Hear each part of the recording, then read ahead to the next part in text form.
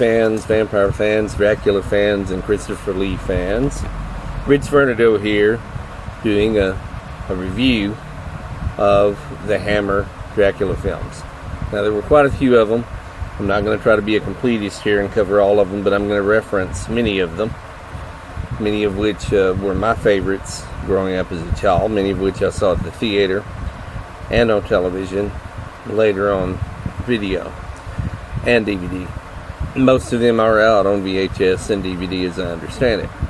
Hammer films are a classic. The first one leading off with Horror of Dracula, starring Christopher Lee in the iconic role of Dracula, and Peter Cushing, of course, as Van Helsing. That one was released in the 50s, 1957 or 58, I believe. Then, following up in the early 60s, Dracula, Prince of Darkness, possibly 65, 66, another installment in the Hammer Dracula series. Taste the Blood of Dracula was another one. Dracula Has Risen from the Grave, with the iconic poster of the girl with the band-aids on her neck. Scars of Dracula was another installment. Taste the Blood of Dracula. And the Satanic Rites of Dracula, which was one of the final ones and one of the strangest ones in many ways. In Satanic Rites of Dracula, Dracula's taking over the world and has developed a virus that will wipe out mankind. One of the more interesting ones, all of them were good, all of them very dramatic. For me, growing up watching these movies in the 60s and 70s, Christopher Lee is the definitive Dracula. I don't think anybody's before or since defines the role of Dracula quite the way Christopher Lee does. And these were fantastic Hammer films. If you haven't seen them, I recommend that you do see them. In future videos, I may do individual reviews of each of the individual films. But this was an overview of the Hammer Dracula films and of Christopher Lee's fantastic portrayal of Dracula. Thank you very much.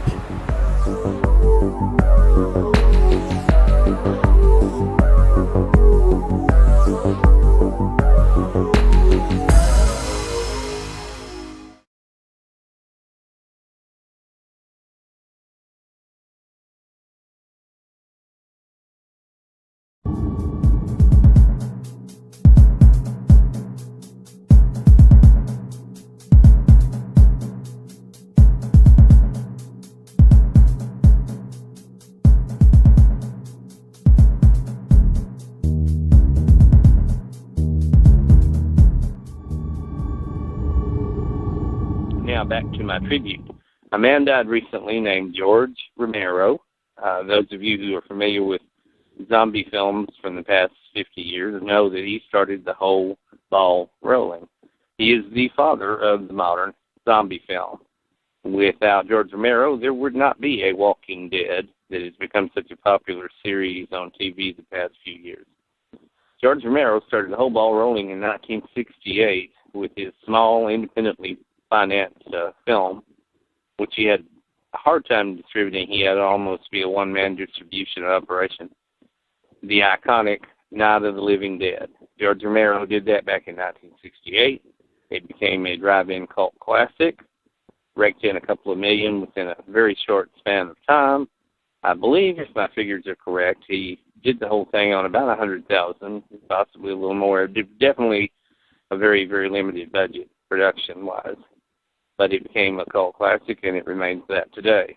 A few years later, well, a decade later, I should say, the 1979 release of Dawn of the Dead.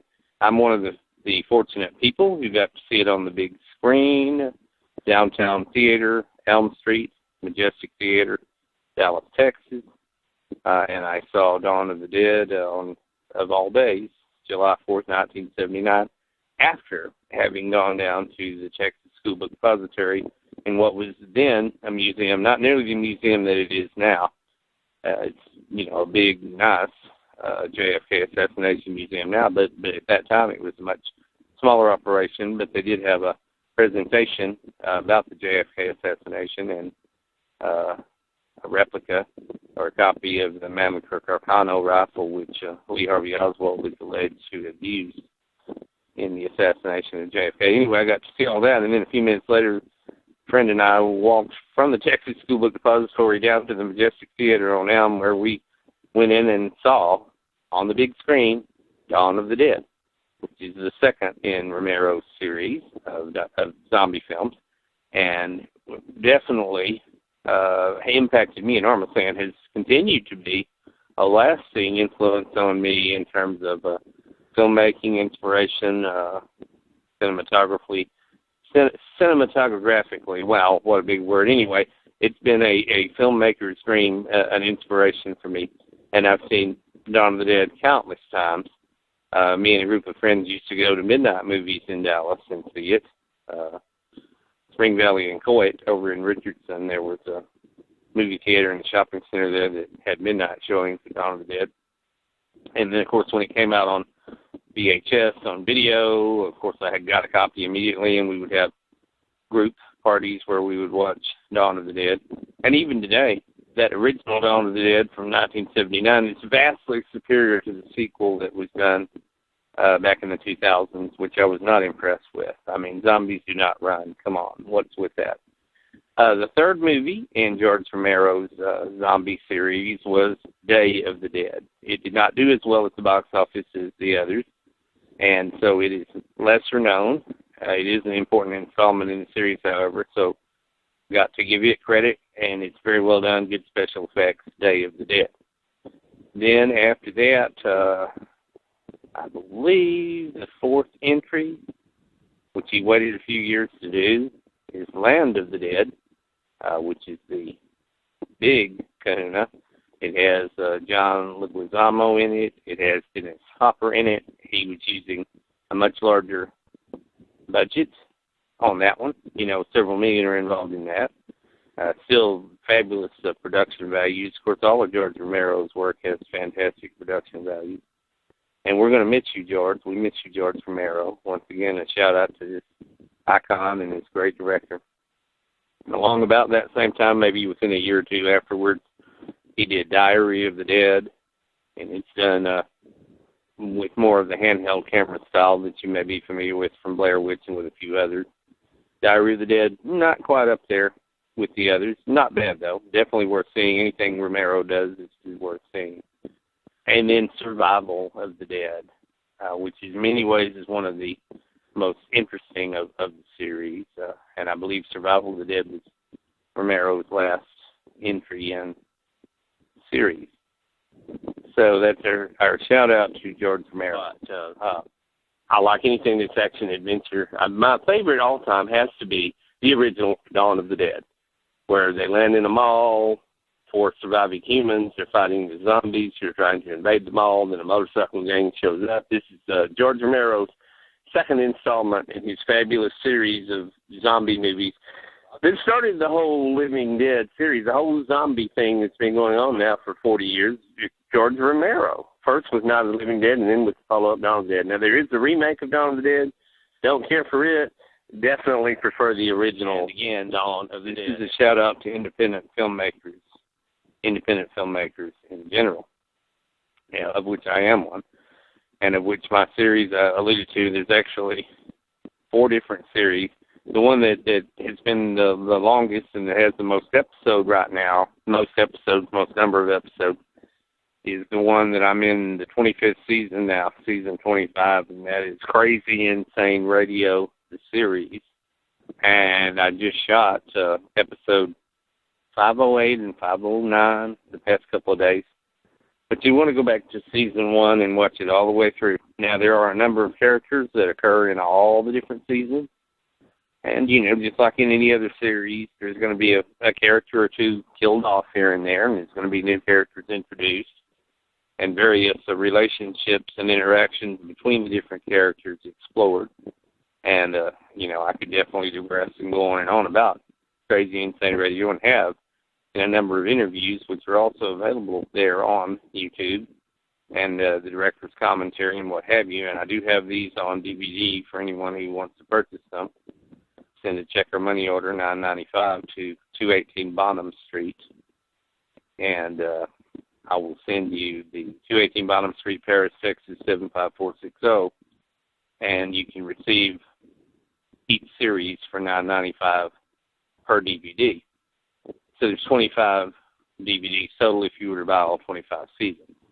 But you can buy any or all seasons that you would like and follow it. You can also go on YouTube to get a taste of it, to watch it, sample it, watch as many as you want of all the different seasons there on YouTube as well. One of the other series that I've done that has only in the second season right now is a futuristic space series called The Future Hope. It does contain some of the characters from Crazy Insane Radio, so it's a spinoff.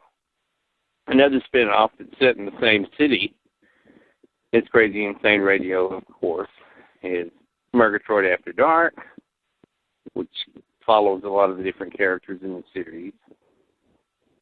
And the other one is Murgatroyd The Early Years. Now, I really like Murgatroyd The Early Years because I went back and I took a look at a lot of the different characters and showed what they were doing before the main events, the main plot, and the main action in Crazy Insane Radio.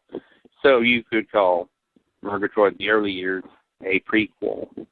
That is what it is, a prequel.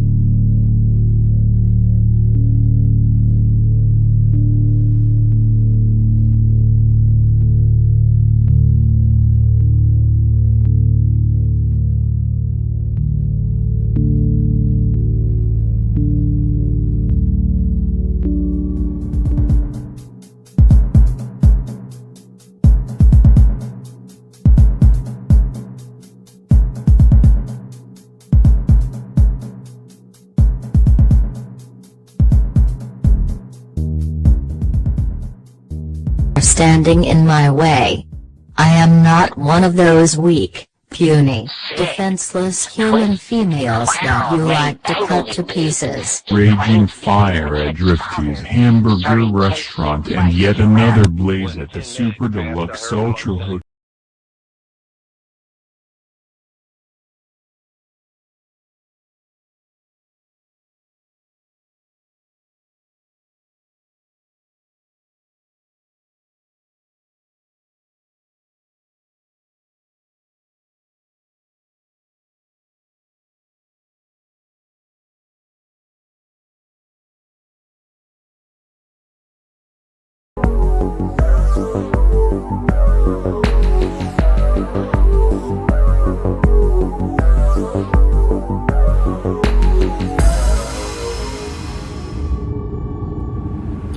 This is a tribute to Texas director Tobe Hooper, who died in the past few days.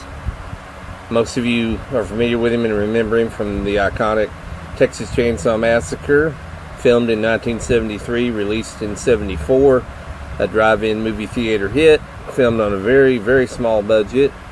Tobe Hooper and some of his buddies near Austin were sitting around playing poker one night and said, hey, let's pool our resources and make a film. And they did.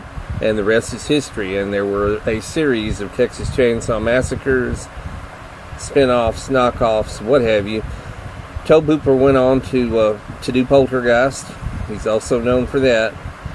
So this video is a tribute to the master work and genius of creator, director, producer Tobe Hooper, who will always remember, he'll always be remembered for the Texas Chainsaw Massacre series, which has become a modern icon of slasher terror. So this video is in memory of Texas director Tobe Hooper. All of Tobe Hooper's major films are out on VHS and DVD and are probably available online on Netflix, and portions, if not the entire movie, are available, of course, on YouTube. There will also be a number of good documentaries, director commentaries and extras out there available, and a lot of other good videos about Tobe Hooper right here on YouTube as well.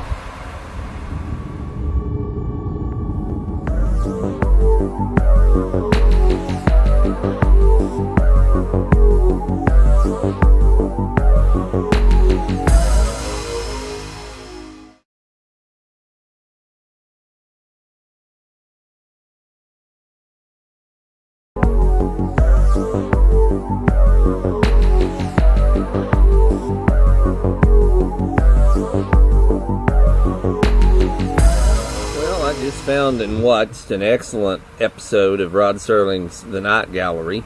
I believe it's a season 2 episode. It's called Tell David, and it stars Sandra Dee. In this particular episode, a young woman who's very jealous, who fights a lot with her husband, is in this blue station wagon. What she believes is a storm hits. She arrives lost at the home, which turns out to be the future home 20 years in the future of her son. Anyhow, the woman lets her in. Various electronic devices are shown, which are futuristic, including a very early version of what we would now recognize as being MapQuest. And I do want to recommend this episode that you find it and watch it. I found it on Share TV. I had to Google search to locate it. At any rate, I recommend it strongly, and I don't want to give away too much about the episode. The part of it that I find most interesting is the prediction back then. This episode was made in 1971, of commonplace modern concepts and devices in technology that we now take for commonplace. And of course, the main one that I want to talk about is the MapQuest or Google device, in which I alluded to earlier, which the young man had developed. Fascinating episode, interestingly predictive of the future and of future technology.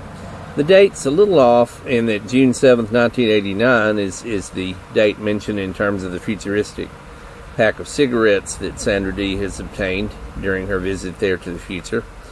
But if you research this, and even from personal memory, I first started net surfing in 1997. That's when I first got online, and MapQuest was very much in existence by that time, if I recall correctly.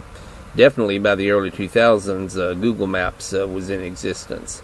So they didn't miss by much. They were possibly a decade early in the writer and prop designer in their prediction of future devices and concepts as far as technology goes. So once again, this episode was written by David Jewell, and it's an excellent episode. Want to recommend it strongly. Again, Night Quest, Tell David, starring Sandra Dee.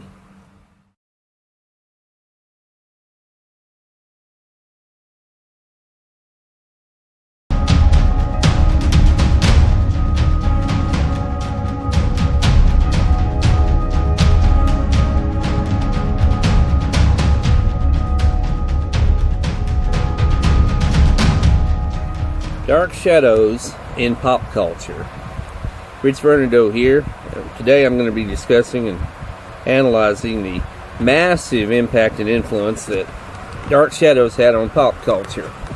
As any of you know who are fans of Dark Shadows, 1966 to 1971, a Dan Curtis production, and most of you have memories. This is a baby boomer thing, maybe even an older Generation X thing, running home from school to watch Dark Shadows.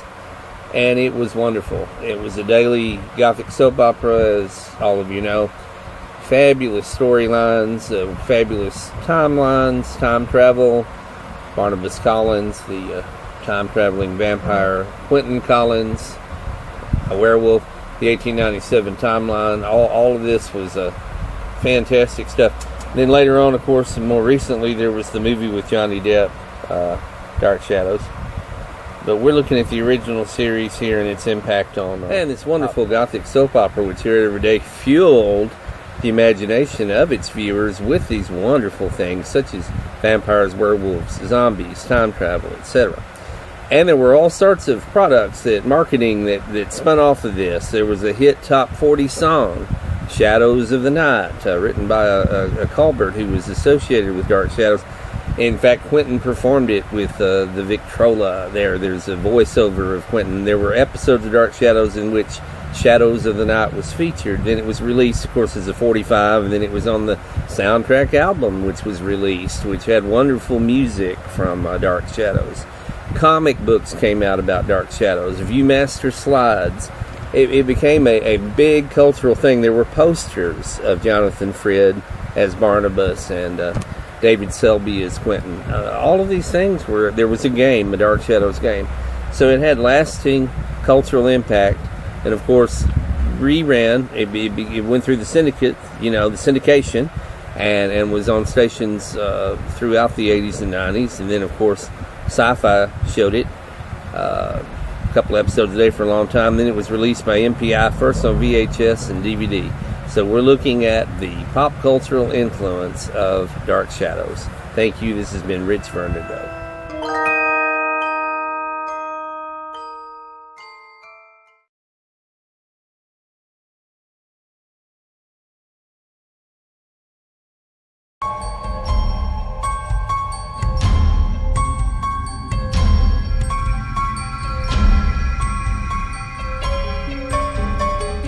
A house of high fashion, a dazzling whirl of elegance, of exotic, extravagant beauties.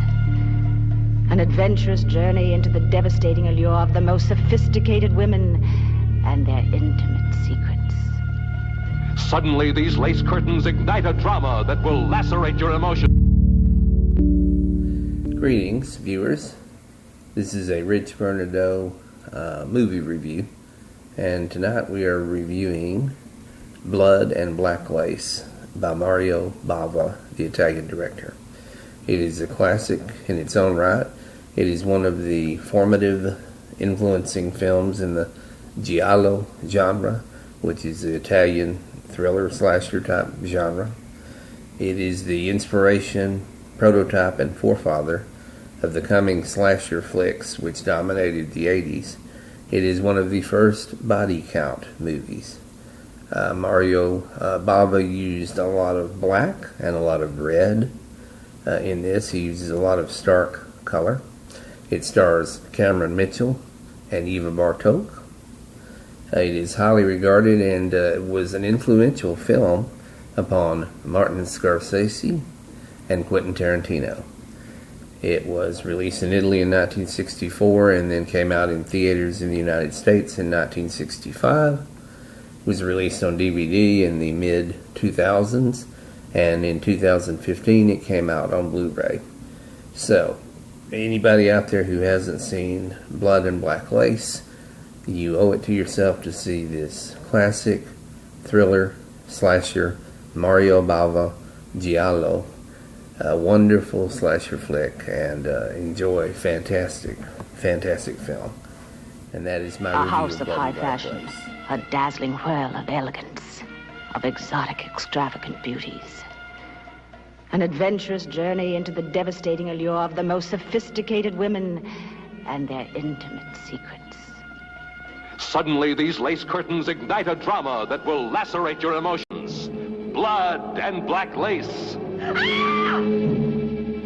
Who is this shrouded, sadistic, sordid fiend who maims and murders? Why this bloodthirsty orgy, this holocaust of lives?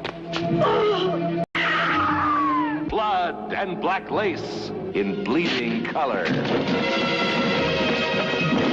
A shattering, shivering, shocking experience.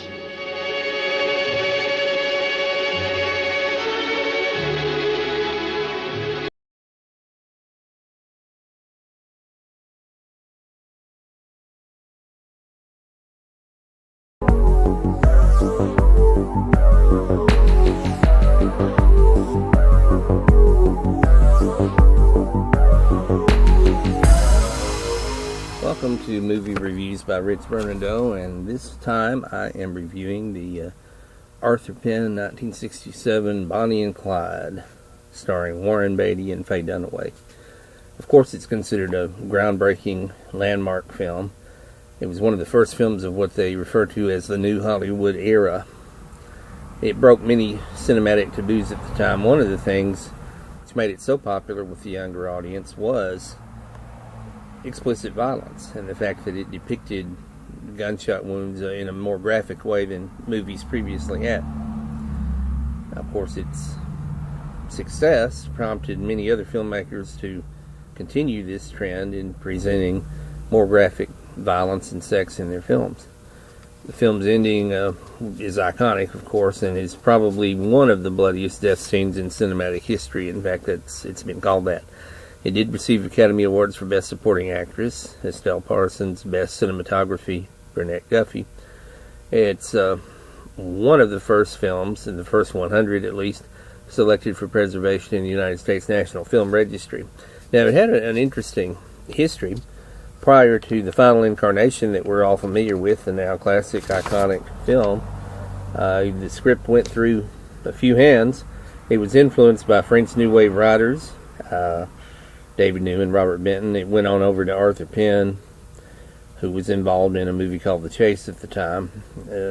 It was sent to Francois Truffaut, the famous French New Wave director, who at that time went on to make Fahrenheit 451. But Truffaut got Jean-Luc Godard interested, and Godard didn't really trust Hollywood, and that ended up not working out, even though Warren Beatty at one point talked to him, had a meeting with him, as a matter of fact. So after it was offered to Sidney Pollack, who turned it down, among other directors, Arthur Penn finally took the director's position, and of course the rest is history. Now, among the actresses who were considered for the role of Bonnie Parker, of course we know that Faye Dunaway ultimately ended up with it, but Shirley MacLaine was, which of course is Beatty's sister. Shirley MacLaine was considered. Jane Fonda was considered. Tuesday Well, Leslie Caron, and Margaret, Carol Lindley, and even Natalie Wood was suggested to play the role, but Wood declined. She was at the time involved in other pursuits. So Faye Dunaway won by the skin of her teeth, as she says in her own words. It is an iconic film. It is a lasting film. I saw it as a child. My parents took me to the drive-in theater to see it, and of course my dad had been born and was of an age where he remembered Bonnie and Clyde from his childhood, and even the way they were ambushed over there. And shortly after that, he brought me a reproduction of the original newspaper that came out at the time that showed their bullet-ridden corpses, lurid black and white photographs of their bodies, and of course of the car, which had hundreds of bullet holes in it. And of course that ending, which is also one of the most iconic death scenes in American movie history, is unforgettable. So this has been my review of the iconic movie Bonnie and Clyde, directed by Arthur Penn, starring Warren Beatty and Faye Dunaway. Thank you very much. Oh man, depression got me down. I'm the brokest man in town. And I've gone from riches.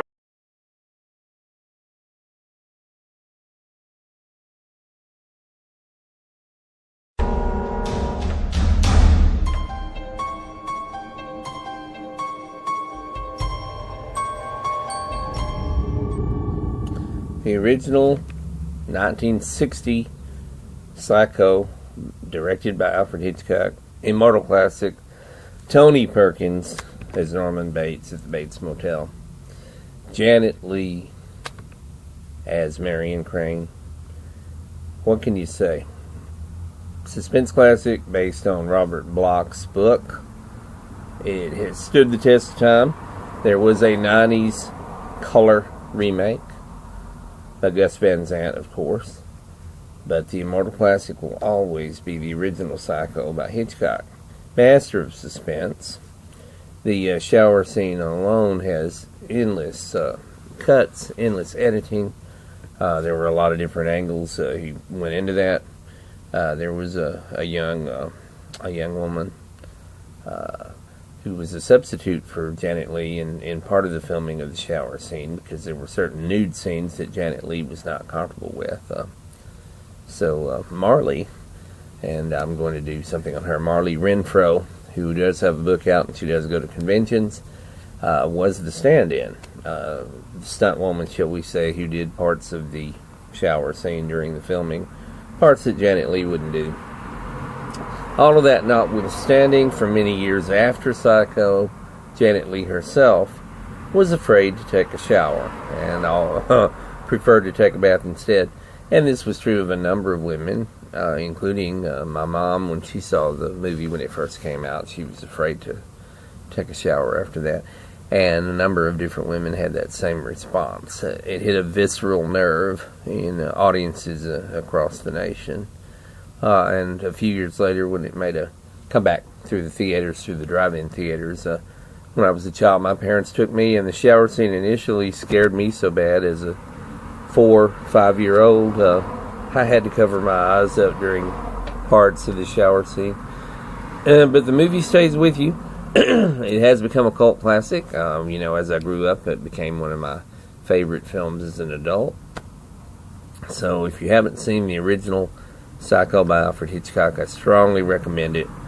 Cannot give it too many superlatives. It ranks up there in the top 10 movies, as far as I'm concerned, of all time. And this has been Rich Vernadeau with a review of Alfred Hitchcock's Psycho.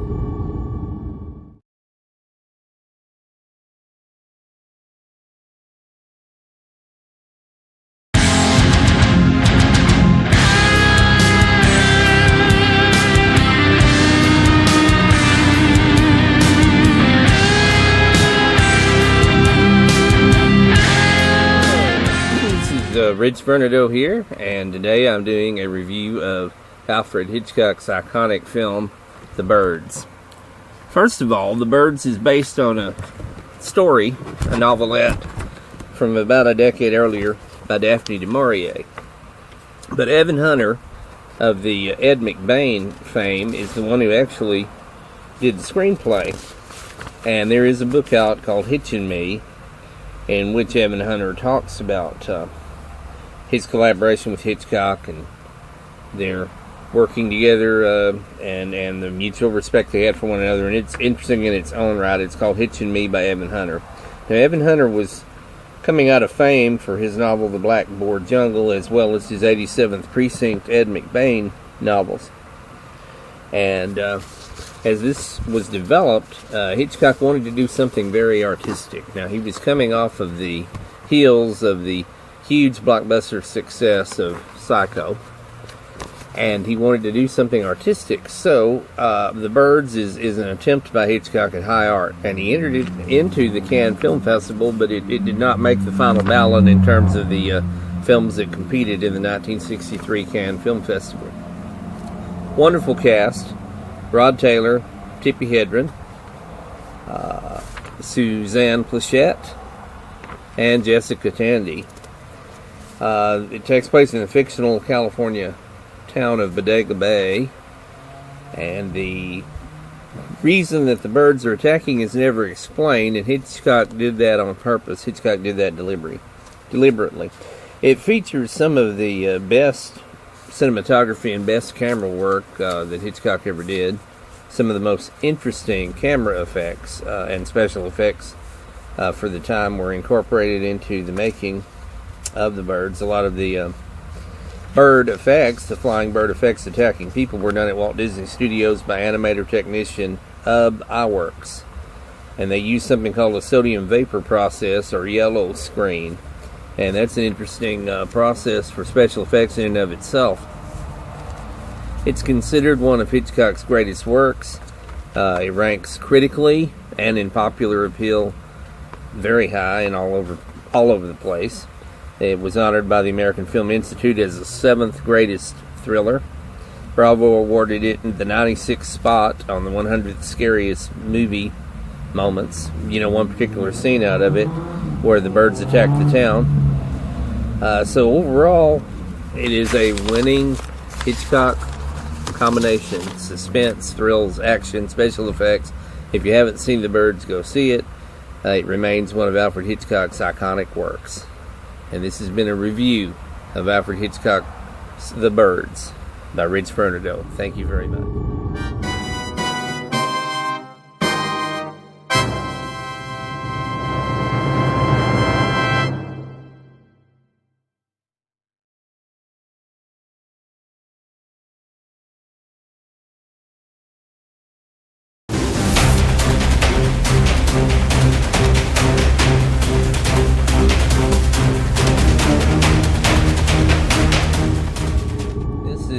Rich Vernadeau with movie reviews, and tonight I am doing a review of King Kong vs. Godzilla. It is a 1962 Japanese science fiction film. I'll tell you a couple of personal anecdotes about it a little later on in the show. It was produced and distributed by Toho. It's the third film in the Godzilla franchise. It's the first time both characters, King Kong and Godzilla, appeared in film in color and widescreen. Directed by Ishiro Honda. It was released in the United States in 1963. And the thing to remember about a movie like this is some movies are just plain fun. They're meant for entertainment. They're meant to appeal to the youth audience. They're meant to appeal to the imagination of anyone who's young at heart. And in fact, one of my anecdotes has to do with that very thing. When I was, 6 or 7 years old, they showed this movie, King Kong vs. Godzilla, on a Friday night on KTV Channel 11 out of Dallas. And this was a tradition. Every Friday night they usually showed a scary movie or a thriller. They did the same thing on Saturday nights. Channel 12 KXII, Sherman Denison used to have a shock theater, and they'd play all the old Universal movies, The Mummy and Bride of Frankenstein and all of that. And that was on Saturday night. But Friday night, KTVT aired this, King Kong vs. Godzilla, and I watched it as a child and, of course, was quite riveted by it. And, of course, it would have been fun, of course, to see it at the theater as well on the big screen. Mount Fuji is one of the scenes. Some of it was filmed on an island right off of Japan. A lot of the movie itself was filmed there. There was a fairly, for that time period, a fairly healthy budget was spent on the movie. And of course it's since gone through release on VHS, release on DVD, and of course it's been reissued with better clarity and high definition. And of course there's another one coming out now. There's going to be a new one coming out now that King Kong and Godzilla are both popular again, and remakes have been done in the past few years. Well, of course they have to remake King Kong vs. Godzilla, and that's going to be hitting the theaters very soon. So again, you approach these movies from the idea of having a good time. This is fun. Get a great big tub of popcorn and a Coke. You're there for the fun, for the entertainment. It's a big slugfest between two gargantuans. It is the battle of the ages, the battle of the titans, King Kong versus Godzilla, and that's my review. And this has been Rich Vernadeau reviewing King Kong versus Godzilla.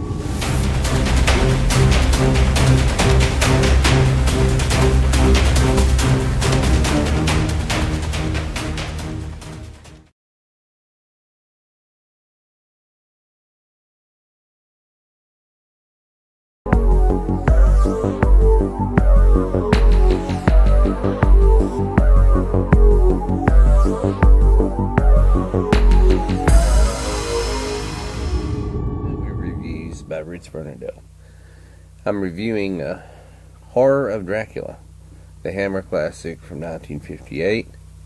This was the first pairing of Christopher Lee and Peter Cushing as mortal enemies, with Peter Cushing playing Dr. Van Helsing, and of course in the iconic role of Dracula, Christopher Lee. There were a series of films after that, and I've done another review that deals with them. Hammer Films Review, and you should also watch it as well. This was classic in so many ways. It's Terence Fisher.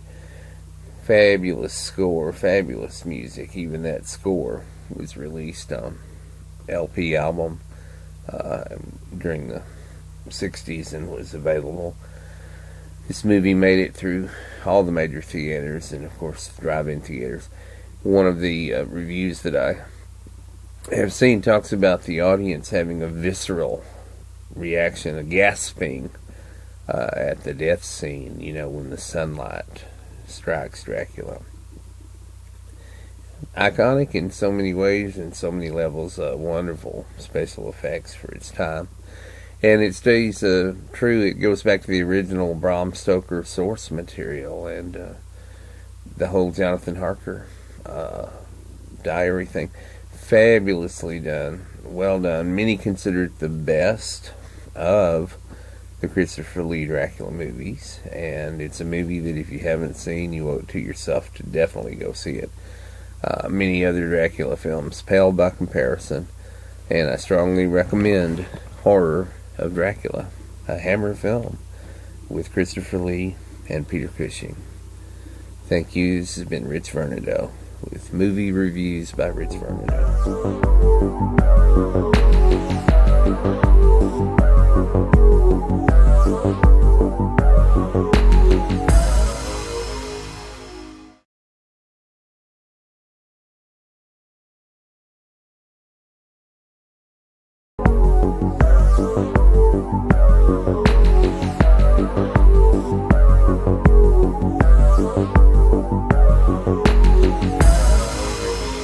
By Rich Vernadeau.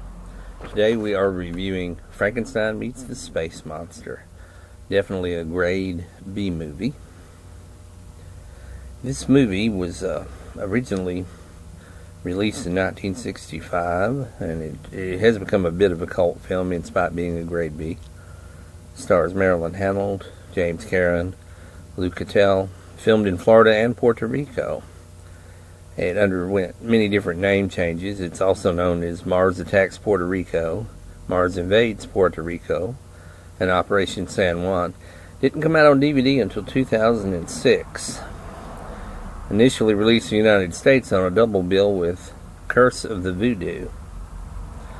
Despite the title, neither Dr. Frankenstein nor the Frankenstein monster ever appear anywhere in the film. Now, a lot of stock footage was used in filming this. It was filmed on a budget of $60,000, and it was released on 8mm and Super 8 in the late 60s, back when people had movie projectors, right before VCRs came out in the mid-70s. So this is definitely one of those you just eat popcorn and drink a Coke with. It's a fun movie, not scary at all, minimal special effects, because what can you do on a $60,000 budget? There is a neat little rock song in there that's kind of, 60s sounding, Herman's Hermits, Beatles-ish type sounding, and they play it a lot when two of the main characters are riding around on a motorcycle. So, America's watch it, missile light enjoy it. mission. Your eyes, hear, witness. Total terror.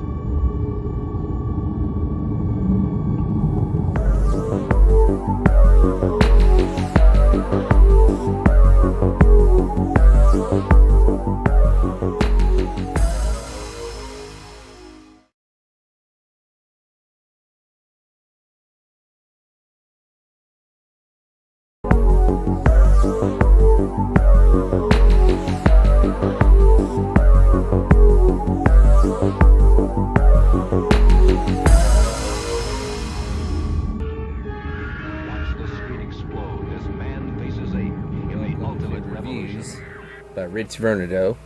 This time I'm reviewing Conquest of the Planet of the Apes, which is the fourth installment of the original series. An Arthur P. Jacobs production with Don Murray as Governor Breck, Harry Rhodes as his assistant, McDonald, and Culp is played by Severn Darden. Ricardo Montalban as, of course, the circus owner who has raised Caesar from a baby, the talking chimpanzee left by Cornelius and Zira at the circus before they were killed in the prequel to this movie, Escape from the Planet of the Apes, which I also recommend. This was filmed in part at various locations that were evocative of the recent Watts riots. Some of the styling of the battle between the humans and the apes is done deliberately in newscast style footage to evoke the recent Watts riots. It is a classic confrontation between a subjugated slave race, in this case the enslaved apes, and their human masters. It's an exploration of this. I consider it one of the best of the original Apes series film, and of course Roddy McDowall in the leading role of Caesar. And I strongly recommend this film. So if you haven't seen it before, Go out and rent it on VHS, DVD, Blu-ray, whatever the case may be. Watch it on Netflix. Watch it however you want to watch it. It's available in many different formats, of course. Conquest of the Planet of the Apes. And this has been Rich Vernadeau. Thank you.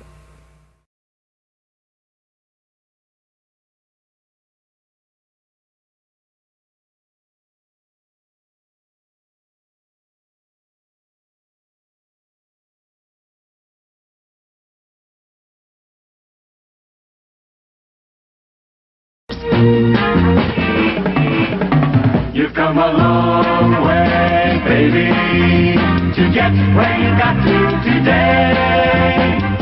Virginia Slims. This is the taste for today's woman, with rich Virginia flavor you'll like. Tailored slim for your hands, for your lips.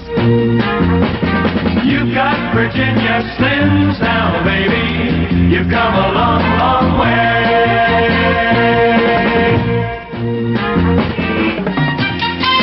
You've come a long way, baby, to get where you got to. Virginia Slims now, baby. You've come a long, long way.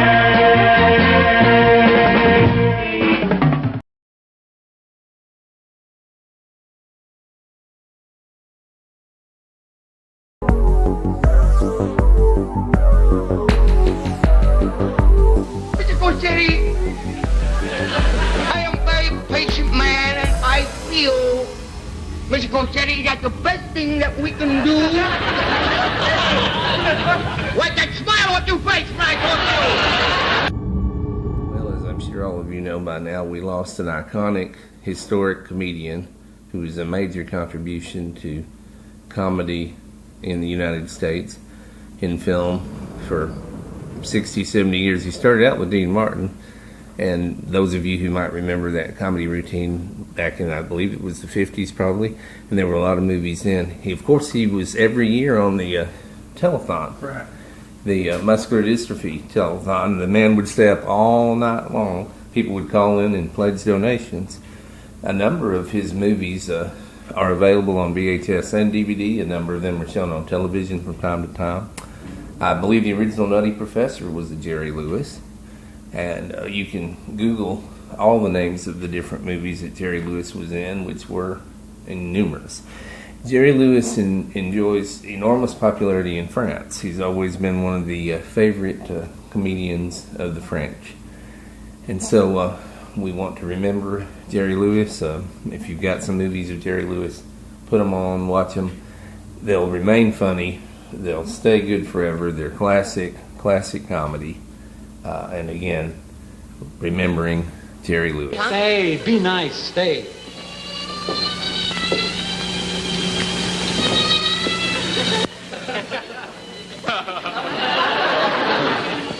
Hey, Dean, could I get a piece of fruit? You'll eat later. I'm hungry now. Be hungry later. I'll forget. I'll remind you.